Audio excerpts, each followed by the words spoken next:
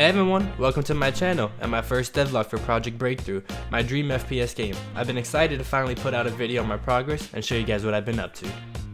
This has honestly been a crazy journey. I've met lots of wonderful people, developed quite a bit of prototypes, and even started my own studios, which you can find that more in the description. But I can definitely say this, developing a multiplayer game has been, honestly, super stressful.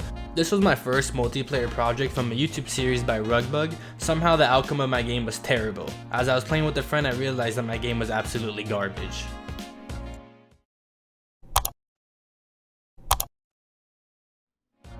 Now, the new and improved Project Breakthrough. I decided to have a lobby system for my game. Once you host a lobby, you get taken to the new scene, which was also the cinematic you saw at the beginning of the video. I decided that having a 3D lobby would suit my game better. Just imagine having proximity chat and being able to talk shit before a match. One of the main features of my game, which has always been in the back of my head, has been the ability to destroy walls. This feature is a work in progress. I haven't decided if I wanted players to be able to place walls or just certain parts of the map are able to be destroyed. Feel free to leave some suggestions in the comments.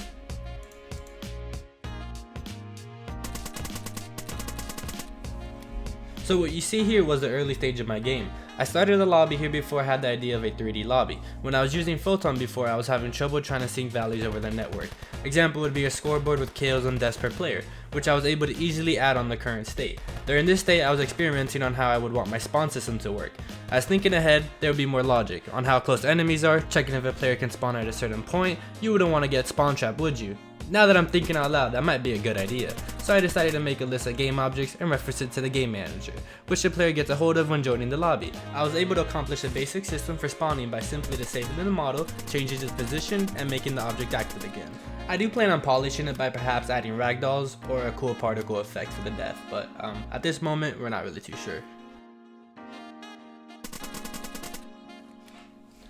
Overall, this project has taught me a lot. I've been able to start my dream game. I'll be converting to Steam, which means I hope to start playtesting soon. So make sure to join our Discord to be updated and get early previews before the next devlog. But before we even talk about playtesting, I would like to build a new map, add some more weapons. I'm thinking a pistol and a sniper would be fine for testing. Thankfully, when using Steam, that provides us with free servers, which means I won't have to purchase servers. Downside is that most data would be client-side, so some security might be hard to provide when it comes to levels and leaderboards. That's something I have to look more into before I even think about releasing. For my weapons, I had a couple options on how I wanted it to feel, from procedural animations, to weapon sway, to aiming, and animations. I decided for weapon sway for now to just lerp the input to the gun.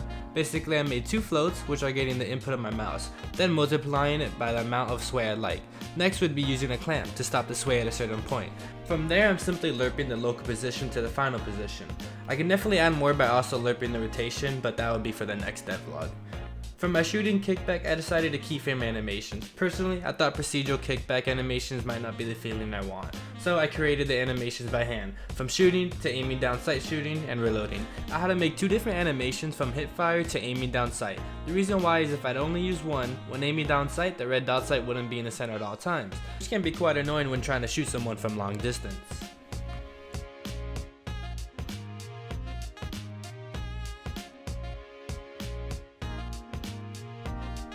That's it for my first devlog. Please subscribe and leave a like. Don't forget to comment and follow YouTube's algorithm to help me out. My Discord link will be in the description. Come join and get updates for the next devlog. Peace.